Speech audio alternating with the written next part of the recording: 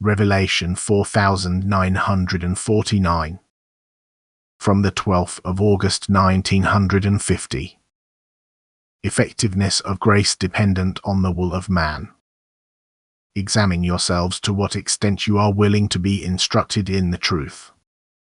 And if you seriously request it, you will receive it, for then I, as the eternal truth, will also come close to you humans, because your desire will then also apply to me. And I alone am able to reveal things to you which human intellect cannot fathom.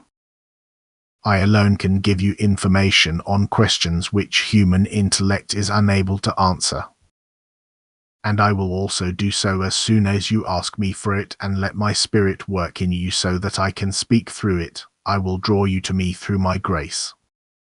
For without my grace you will not find the path to me. Without my grace you lack strength. Hence the flow of my love has to pour out upon you, and I have to pour out my grace upon you in fullest measure. Since I now love all my living creations will also receive equal attention from me, yet not all of them are equally willing to accept my gift of grace and therefore determine the measure of grace which takes effect in them. Since I gave you a test to pass as free-willed people, it is understandable that this will may not be influenced by me in any way. Therefore, if the grace given to you were immediately and unhindered effective, it would be like a compulsion on my living creations. Thus grace would have to shape them into the beings they once were and shall become again. And my love would be the guarantee that all creations would be redeemed in no time at all, because my grace is exceedingly effective. The being would then have become through my will, through my help, but what it should and also can become through free will if it accepts my help. Consequently, I also have to make the effectiveness of my grace dependent on the human beings will turn towards me in order to eliminate a spiritual imperfection. Thus the effectiveness of my grace is certain if it is desired. However, for an unwilling person who is still turned away from me, the grace remains ineffective until he willingly turns to me again, from whom he once willingly separated himself.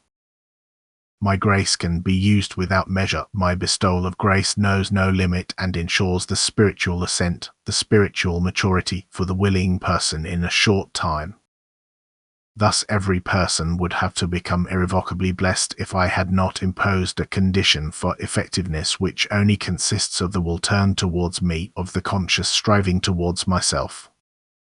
The flow of grace can therefore exert its effect if it is not resisted, so that the human beings will can also change if grace touches him and he surrenders to its effect without resistance. If his will is therefore undecided as to where it should turn, thus the decision of will downwards has not yet taken place.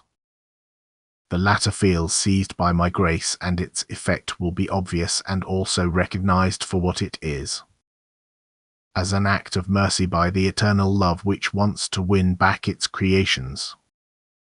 A soul without resistance, even if it has not yet found the path to me, feels the effect of grace and submits to it. A soul turned towards me is impelled by it towards me, but a soul still opposed to me remains unaffected by grace, because it may not be forced to give up its resistance but should do so of its own free will in order to become blissfully happy.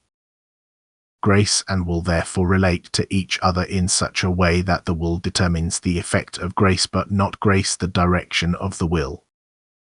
For I do not make the human beings will unfree through my love and mercy, but just as I never helplessly hand the human being over to the opposing force, but again and again approach him with my grace so that he will test its effect, that is, give up his resistance against me and allow himself to be drawn by me in order to also obviously experience the effect of my grace. I help everyone through my grace, but I don't force anyone to let it take effect, but leave the human beings with fullest freedom. Amen.